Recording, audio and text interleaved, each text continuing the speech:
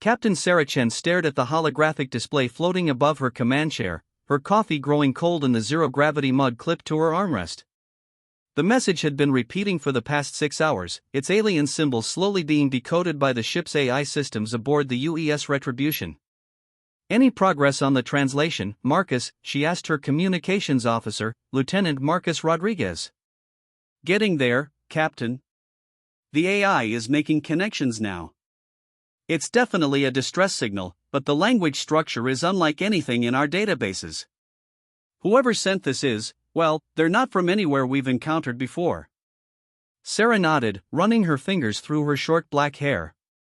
Humanity had been exploring the galaxy for nearly 2 centuries now, ever since the development of the Chun Nakamura drive had made faster-than-light travel possible. They'd encountered dozens of alien species, most of them peaceful traders or reclusive researchers. But this signal felt different. It carried an urgency that transcended language barriers. "Captain," called out Dr. Elena Vasquez from the science station, "I'm detecting some interesting patterns in the signal's carrier wave. It's not just a message, there's embedded data about the sender's location, ship specifications, and..." She paused, her face growing pale. "Ma'am, if I'm reading this correctly, they're describing massive casualties. Millions of them." The bridge fell silent except for the gentle hum of the ship's systems. Sarah felt a familiar weight settle in her chest, the weight of command, of decisions that would affect not just her crew, but potentially entire civilizations. "How far out are we talking, Dr. Vasquez?" "Approximately 47 light-years, Captain. The signal's been traveling for about 3 days, accounting for the delay."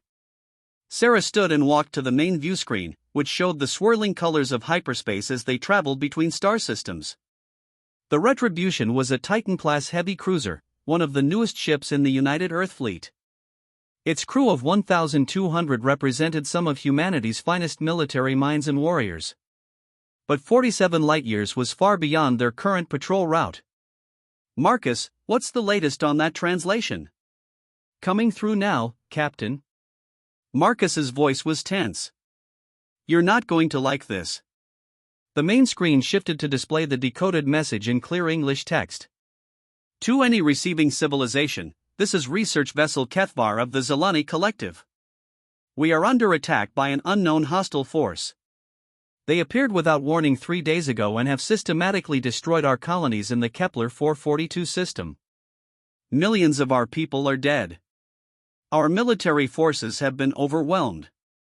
The enemy shows no interest in communication or mercy. They consume everything: our ships, our structures, our people. We are the last survivor ship from a fleet of 300. Our shields are failing. If anyone receives this message, please do not come to investigate. Warn your people. The enemy is unlike anything we have encountered. They are efficient. They are hunger itself. This is our final transmission. May the stars remember us." The message ended, leaving the bridge in stunned silence. Sarah felt her jaw clench involuntarily. She'd seen her share of conflicts during humanity's expansion into space, but something about this message, the sheer desperation, the warning to stay away, struck her deeply. "Captain," said Commander James Park, her first officer, "we should report this to Fleet Command and continue our patrol. Whatever destroyed the Zelani is clearly beyond our capabilities if it could take out 300 ships." Sarah turned to face him, her brown eyes hard. "Commander Park, how many people did you say were on that research vessel?" "The message doesn't specify, but based on the ship class indicators Dr. Vasquez decoded, probably around 2,000. 2,000 people, James. Scared, alone, probably dying as we speak." She moved back to her command chair but didn't sit. "Dr. Vasquez, how long to reach the Kepler 442 system at maximum speed?" "Approximately 18 hours, Captain, but I must advise." "And what's our current mission status?" Commander Park stepped forward. "We're conducting a routine patrol of the Vega sector, but Captain, we can't just abandon our assigned route to chase after." "To chase after what, Commander? A distress call from a dying ship asking for help?" Sarah's voice carried the edge that her crew had learned to recognize, the tone that meant the captain had made her decision and debate was over. Dr. Vasquez, lay in a course for Kepler 442. Maximum speed. Aye, Captain.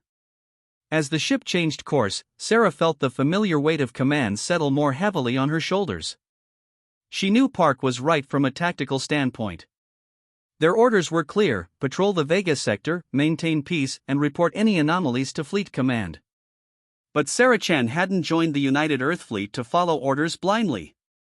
She joined to protect people, regardless of what species they were. Marcus, send a message to Fleet Command. Inform them we're responding to an alien distress call and may be out of communication for an extended period. Captain, Park said quietly, if whatever destroyed the Zilani fleet is as powerful as they describe, we could be flying into a trap.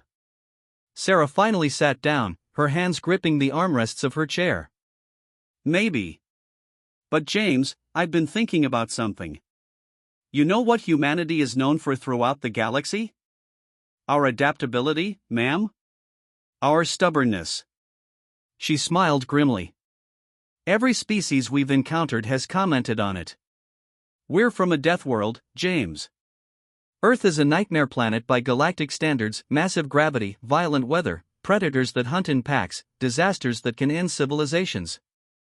And we didn't just survive it, we thrived. We conquered it. When other species encounter something that seems impossible, they retreat. When humans encounter something impossible, we figure out how to kill it. The bridge crew exchanged glances. Captain Chen was known for her philosophical moments, but this felt different. This felt like a battle speech. Captain, Dr. Vasquez called out, we're receiving another signal. It's the same source, but much weaker. On screen. This time, the message was shorter, more desperate. This is Captain Zethki of the Kethvar. We are the last. The creatures, they're inside the ship. If anyone receives this, remember us. Remember that we fought. The enemy moves toward the galactic core. Stop them. Please. Stop them before. The signal cut off abruptly. Sarah stood slowly, her face set in grim determination. All hands, this is the captain. We are responding to an alien distress call. We don't know what we're going to find, but we're going to find it ready for a fight. Department heads to the briefing room in 10 minutes. We're going to war. The briefing room was cramped but efficient, with holographic displays showing tactical information and star charts. Sarah looked around the table at her senior staff: Commander Park, Dr. Vasquez, Lieutenant Rodriguez, Chief Engineer Tom Bulldog Murphy, and Marine Colonel Rebecca Tank Thompson. All right, people, here's what we know. Sarah activated the holographic display. The Zilani Collective is a scientific civilization. They're herbivorous, about 5 feet tall, and they've been sending automated research probes throughout this sector for the past 50 years. They're peaceful, curious, and completely non-aggressive. Colonel Thompson leaned forward. What kind of weapons do they have? That's the problem. They don't. Their ships are equipped with mining lasers and defensive shields, but they've never developed military technology. They've never needed to. Jesus, Murphy muttered. They're sitting ducks. Exactly. Whatever hit them caught them completely off guard. Dr. Vasquez, what do we know about the enemy? Dr. Vasquez stood and manipulated the display, showing a series of energy readings. Based on the data embedded in the distress calls, we're dealing with something that can drain energy directly from ship systems. The Zilani described their shields failing not from weapon impacts, but from some kind of energy absorption. Their ships were literally being drained dry. Boarding actions? Park asked. Confirmed. The second message mentioned creatures inside the ship. But here's the strange part: there's no evidence of hull breaches or forced entry. Whatever these things are, they can apparently phase through solid matter. Sarah felt a chill run down her spine. Energy vampires that can walk through walls. Perfect. Captain, Thompson said, my Marines are ready for anything, but how do you fight something that can ignore armor and walls? We'll figure that out when we get there, Colonel. Chief Murphy, what's our combat readiness? The gruff engineer grinned. The Retribution is in perfect condition, Captain. We've got full missile loadouts, the particle beam arrays are operating at 110% efficiency, and the fusion reactors are purring like kittens. If these things want to drain energy, they'll have to work for it. Excellent. Marcus, any word from Fleet Command? Nothing yet, Captain. We're still within communication range, but that'll change once we enter hyperspace near the Kepler system. Sarah nodded. All right, people. We're going in blind against an unknown enemy that's already destroyed a fleet of 300 ships. Questions? Dr. Vasquez raised her hand hesitantly. Captain, have you considered that this might be exactly what the Zilani warned us about? They specifically said not to investigate. I have, Doctor. But I've also considered that if we don't investigate, this enemy might eventually find Earth. Better to face them now, on our terms, than wait for them to show up at our doorstep. Thompson nodded approvingly. I like it. Hit them before they know we're coming. That's the plan, Colonel. But remember, our primary mission is rescue. If there are any Zilani survivors, we get them out. Fighting comes second. Understood, Captain. Sarah stood, signaling the end of the briefing. We'll arrive in the Kepler 442 system in 16 hours. Get some rest, check your equipment, and prepare for the unexpected. Dismissed. As the senior staff filed out, Commander Park lingered behind. Sarah, can I speak freely? Always, James. This feels like a mistake. We're one ship against something that destroyed 300. The smart play is to return to Earth and bring back a fleet. Sarah walked to the viewscreen, watching the stars streak past as they traveled through hyperspace. You're probably right. But James, there's something about that message that bothers me. Did you notice what the Zilani captain said at the end? About the enemy moving toward the galactic core? Exactly. The galactic core, James. Do you know what's between here and there? Park's face paled as the realization hit him. The trade routes. The colonies. Earth. 23 inhabited systems, including our newest colonies and our main trade partners. If this enemy is moving toward the galactic core, they'll have to go through us eventually. The question is, do we face them now, while they might be weakened from their attack on the Zilani, or do we wait until they've absorbed the resources of 23 more systems? Park nodded slowly. I see your point. But Captain, what if we're not enough? Sarah turned to face him, her expression determined. Then we make sure we are. 12 hours later, the Retribution dropped out of hyperspace at the edge of the Kepler 442 system. What they found was a graveyard. My God, Dr. Vasquez whispered. The main viewscreen showed the wreckage of hundreds of ships floating in the void. But these weren't the clean breaks of weapons fire or the scattered debris of explosions. The ships looked empty. Drained. Their hulls were intact but dark, as if every system had simply stopped working. Sensors are picking up massive energy readings throughout the system, reported Lieutenant Rodriguez. But I'm not detecting any active ships. What about the Zilani research vessel? Sarah asked. Scanning now, Captain. I'm detecting a faint power signature near the fourth planet. It's barely registering, whoever's left doesn't have much time.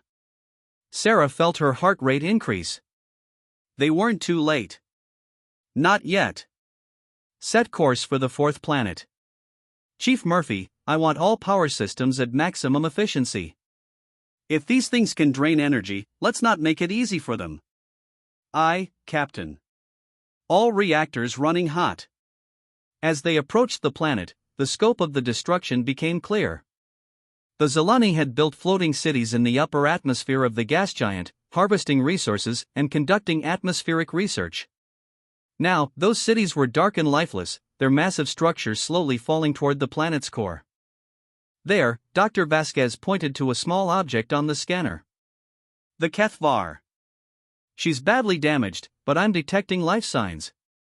How many? Approximately 300. They're clustered in the ship's central section. The rest of the vessel appears to be empty. Sarah felt a chill. Empty how? No life signs, no power, no active systems. It's like those sections of the ship just died.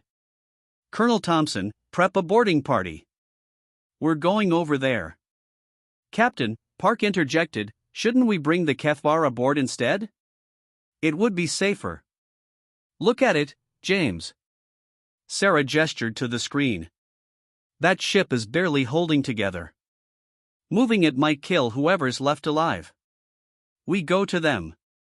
20 minutes later, Sarah found herself in the cramped confines of a boarding shuttle, surrounded by 12 heavily armed Marines.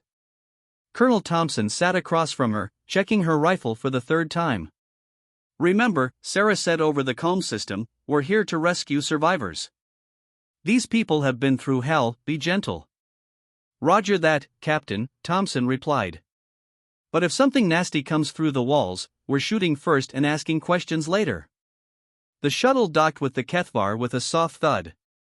The airlock cycled, and Sarah stepped into alien darkness. The ship's corridors were wide and low, built for being shorter than humans.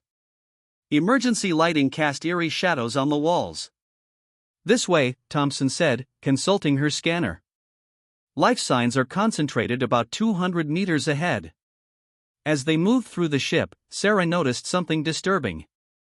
The sections they passed through weren't just powerless, they were wrong somehow.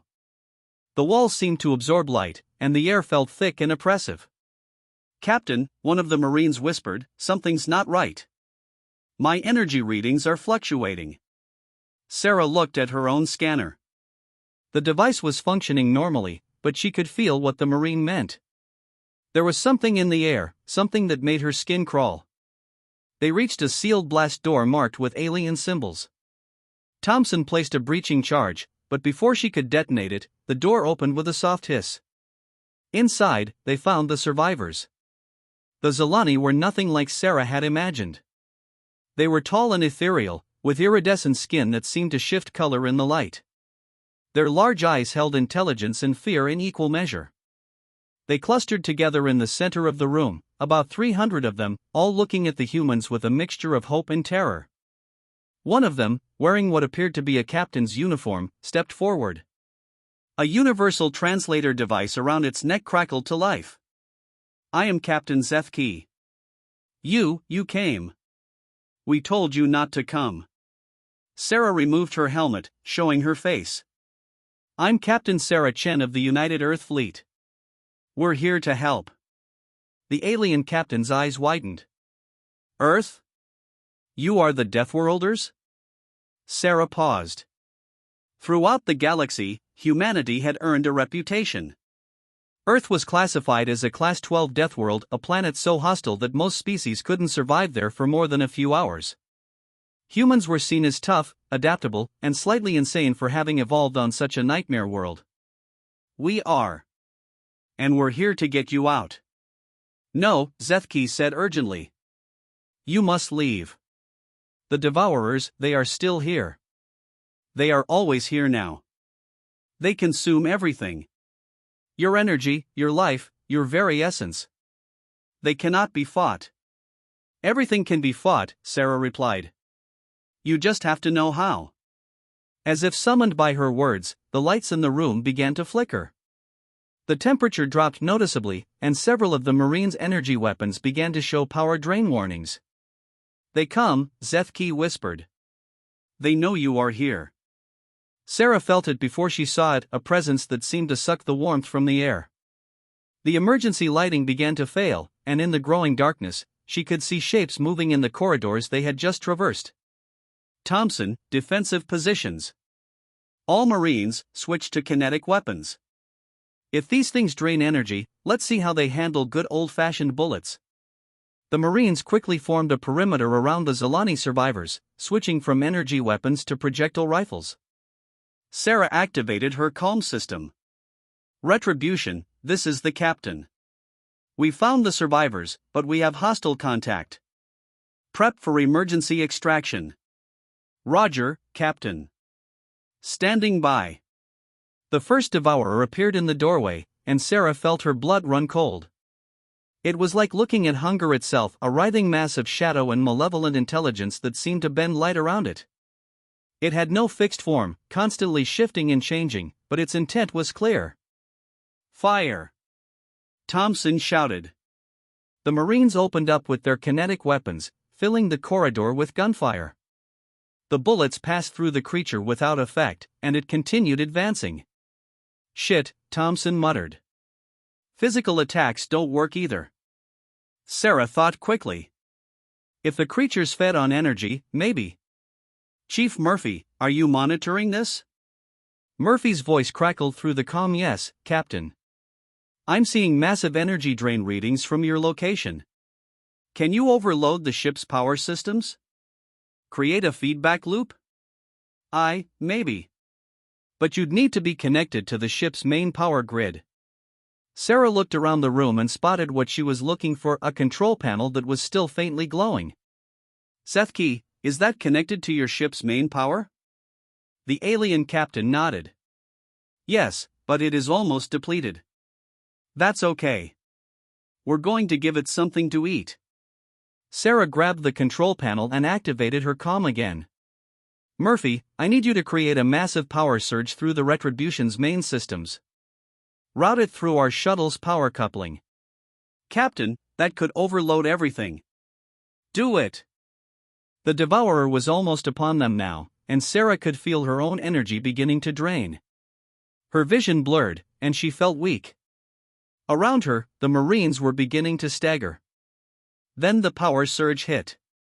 The Retribution's massive fusion reactors, designed to power a ship of 1,200 crew members, suddenly dumped their entire energy output through the shuttle's coupling into the HFY's systems. The lights throughout the ship blazed to life, and the Devourer let out a sound like screaming metal.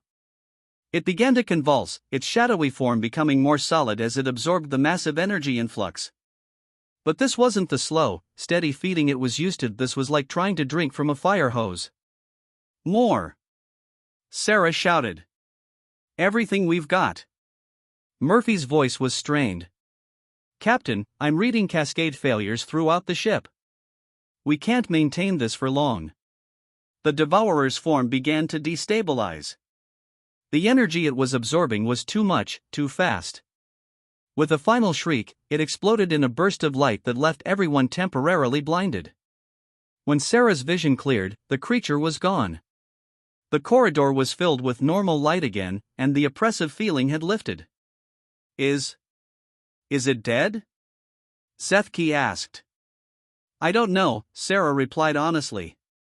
But we're not sticking around to find out. Everyone, back to the shuttle.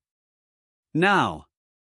The evacuation took 12 minutes, 12 of the longest minutes of Sarah's life. Every shadow seemed to hide another Devourer, every flicker of light suggested another attack. But they made it back to the shuttle with all the survivors. As they docked with the Retribution, Sarah allowed herself a moment of relief. They had saved 300 lives and possibly discovered a way to fight the Devourers. But as she looked back at the HFY, now dark and lifeless again, she realized this was just the beginning. Captain, Dr. Vasquez called out as they entered the shuttle bay, I'm detecting multiple energy signatures throughout the system. Whatever we did to that creature, it got the attention of the others. Sarah felt her heart sink. How many others? Hundreds. Maybe thousands. They're converging on our position. Sarah activated the ship's intercom. All hands, this is the captain. We are about to engage a hostile alien force. Battle stations. This is not a drill. As the Retribution prepared for combat, Sarah looked at the Zalani survivors being helped by her medical team. They had risked everything to save these people, and now they were all in danger. But as she watched her crew efficiently prepare for battle, Sarah felt a grim satisfaction. The Devourers might be unlike anything the galaxy had ever seen, but they had never faced Deathworlders before. Mr. Park, take us out of the system. Best speed. Captain, with respect, running away isn't going to solve anything. Sarah smiled grimly. Who said anything about running away? We're going to lead them somewhere they can't drain the energy from innocent civilians. She looked at the tactical display showing the approaching devourers. There were so many of them, like a swarm of hungry shadows moving through space. Plot a course for the Badlands. The Badlands were a region of space filled with unstable stars, quantum storms, and gravitational anomalies. No sane captain would take a ship there voluntarily. Captain, Park said carefully, the Badlands are extremely dangerous. One wrong move and we'll be torn apart by gravitational shears. Exactly. But James, you're forgetting something important about Deathworlders.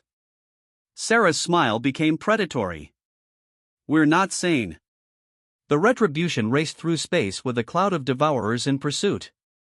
Sarah watched the tactical display as hundreds of energy signatures followed them, drawn by the ship's massive power output like moths to a flame. How long until we reach the Badlands? She asked. 47 minutes at current speed, replied the navigation officer. Captain, Dr. Vasquez said, I've been analyzing the data from our encounter with the Devourer. I think I understand how they work. Let's hear it. They're not just energy vampires, they're energy parasites. They need a steady, sustainable energy source to survive. The massive power surge we fed to the first one was like poisoning it with too much food. It couldn't process that much energy at once. Sarah nodded. So we can kill them, but we have to overload them. Exactly. But Captain, there's something else. The Zelani survivors have been telling me about how the attack began. The Devourers didn't just randomly appear, they were drawn to the system by something. What kind of something? The Zelani had been experimenting with a new type of energy source. They called it quantum resonance technology. It was supposed to provide unlimited clean energy by tapping into the quantum foam that underlies spacetime. Sarah felt a chill. They were messing with the fundamental structure of reality? In a way, yes. And I think they accidentally opened a door to wherever the Devourers come from. Jesus. So this is our fault? I mean, sentient life's fault? Not exactly. The Devourers are clearly from another dimension, a place where energy works differently. When the Zelani opened that quantum gateway, they created a bridge between our reality and theirs. Sarah stared at the tactical display. The Devourers were gaining on them, their energy signatures growing stronger. Dr. Vasquez, is there any way to close that gateway? Theoretically, yes. But it would require a massive energy discharge at the exact point where the gateway was opened. And I mean massive, we're talking about the energy output of a small star. The Retribution doesn't have that kind of power. No, but the Badlands do. Sarah looked at her science officer with new respect. Explain. The Badlands contain several unstable stars that are on the verge of going supernova. If we could trigger a controlled stellar collapse, the energy release might be sufficient to close the gateway. And how exactly do we trigger a stellar collapse? Dr. Vasquez grinned. We feed one of those stars to the Devourers. Sarah felt her own grin growing. I like it. But won't that kill us too? Probably. But Captain, if we don't close that gateway, the Devourers will eventually spread throughout the galaxy. Every civilization, every world, every living thing will be consumed. Sarah nodded grimly. So it's a suicide mission. Not necessarily. If we time it right, we might be able to escape the blast radius. But the margin for error is essentially zero. Captain, Commander Park called out, we're approaching the Badlands. The Devourers are right behind us. Sarah looked at the main view screen. Ahead of them, space itself seemed to twist and writhe. The Badlands were a nightmare of gravitational anomalies, quantum storms, and unstable matter. It was the kind of place that would kill a normal ship in seconds. But the Retribution wasn't a normal ship, and her crew weren't normal people. They were Deathworlders. All hands, this is the captain. We are entering the Badlands in pursuit of a hostile alien force. The gravitational stresses will be extreme. All personnel, secure for heavy maneuvering. Sarah felt the ship shudder as they entered the gravitational field of the first unstable star. The Devourers followed without hesitation, their energy signatures now filling the sensor screens. Dr. Vasquez, which star is our target? The red giant at coordinates 347 Mark 89. It's already showing signs of instability, it should collapse with minimal encouragement. Define minimal encouragement. We need to destabilize its core magnetic field. The Devourer's energy draining ability should do that if we can get enough of them to attack the star simultaneously. Sarah understood immediately. We use ourselves as bait. Exactly. We position the ship between the star and the Devourers, then let them drain our energy. When they realize we're not providing enough power, they'll go after the star itself. And when they start draining a star, boom! Sarah looked around the bridge. Her crew was working with calm efficiency, even though they all knew they were probably about to die. This was what Deathworlders did, they faced impossible odds with a smile and a determination to take their enemies down with them. All stations, prepare for Starfall maneuver. Chief Murphy, I need everything we've got, every last erg of power. Aye, Captain. All reactors at 120% capacity. We're running so hot we're practically on fire. Perfect. Mr. Park, take us into position between the star and the Devourers. As the Retribution moved into the gravitational field of the dying star, Sarah felt the familiar weight of command. But this time, it was different. This time, she wasn't just responsible for her crew, she was responsible for the entire galaxy. Captain, Dr. Vasquez called out, the Devourers are beginning their attack. I'm reading massive energy drains throughout the ship. Sarah felt it immediately. The lights dimmed, and the ship's systems began to struggle. But this time, they were ready for it. Murphy, start the feedback loop. Give them everything we've got. Feeding power to the Devourers, Captain. All reactors at maximum output. On the main screen, Sarah could see the Devourers beginning to swarm around the ship. They were larger here, more numerous, and hungrier than before. But as they fed on the Retribution's energy, something unexpected happened. They began to grow. Dr. Vasquez, are you seeing this? Yes, Captain. The Devourers are using our energy to replicate themselves. They're multiplying. Sarah felt her heart sink. Their plan was backfiring. Instead of overloading the creatures, they were making them stronger. New plan, she said grimly. All stop. Cut all power except life support. Captain? If we can't overload them, we'll starve them. Make them desperate enough to attack the star. Murphy's voice was strained. Captain, cutting power in the Badlands is suicide. The gravitational stresses will tear us apart. Then we'd better hope the Devourers are hungrier than we are stubborn. The Retribution went dark. Emergency lighting cast eerie shadows on the bridge as the ship's systems shut down one by one.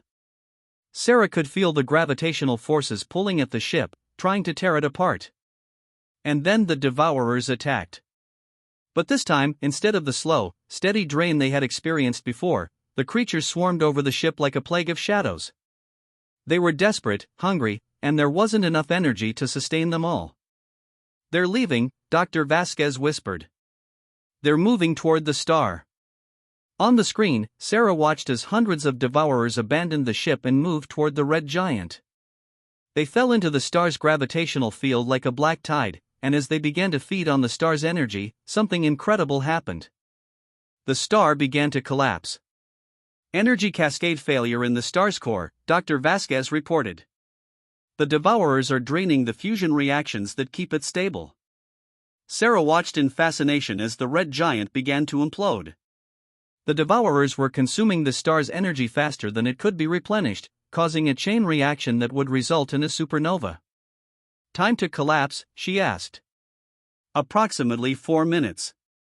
And time to escape the blast radius? If we leave now and push the engines past their safety limits, maybe 3 minutes and 50 seconds. Sarah smiled grimly. I love it when a plan comes together. Chief Murphy, bring all systems online. Emergency power to the engines. Aye, Captain. All reactors coming online. As the Retribution roared back to life, Sarah could see the Devourers beginning to realize their mistake. They were trapped in the star's gravitational field, unable to escape as the red giant collapsed around them. "Course laid in, Captain," reported the navigation officer. "We're cutting it close. Story of my life.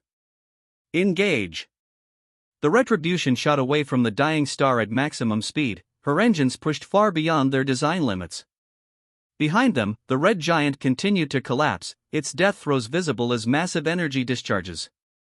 2 minutes to stellar collapse, Dr. Vasquez announced. "We're not going to make it." Sarah looked at the tactical display. They were still too close to the star when it went supernova. The explosion would vaporize them instantly. "Captain," Commander Park said quietly, "it's been an honor serving with you." Sarah nodded, accepting their fate. They had saved the galaxy, but they wouldn't live to see it. Then Chief Murphy's voice crackled over the intercom. "Captain, I have an idea." "It's crazy, but it might work." "Let's hear it, Chief." "The quantum gateway the Zilani opened, it's still active. If we can find it and fly through it, we might be able to escape the blast in another dimension." Sarah felt her heart race.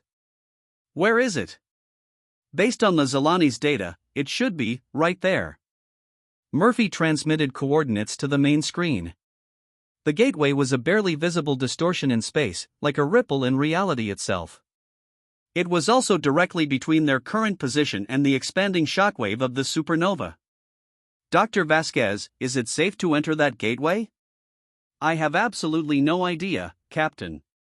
"We could be entering the Devourer's home dimension, or we could be torn apart by dimensional stresses." Sarah looked at the countdown timer, 30 seconds to stellar collapse. They had run out of options. "Mr. Park, take us through the gateway." "Aye, Captain." The Retribution dove toward the dimensional rift as the star behind them reached critical mass. Sarah watched the viewscreen as reality seemed to bend and twist around them. The ship shuddered as it passed through the gateway, and for a moment, everything went white. When her vision cleared, they were floating in a void unlike anything Sarah had ever seen. There were no stars, no planets, no light except what came from their own ship. This was a place where energy itself was different, where the laws of physics followed alien rules. "Where are we?" Park asked. "I think," Dr. Vasquez said slowly, "we're in the Devourer's dimension." Sarah felt a chill. "Are there any of them here?" "I'm not detecting any energy signatures except our own. I think we got them all." As if to confirm her words, the gateway behind them flared with brilliant light and then sealed itself. The supernova's energy had closed the dimensional rift, trapping them in this alien realm. "So we're stuck here," Sarah said. "Maybe not," Dr. Vasquez replied. "The Devourers had to get into our dimension somehow." "There might be other gateways." Sarah nodded. "They had saved the galaxy."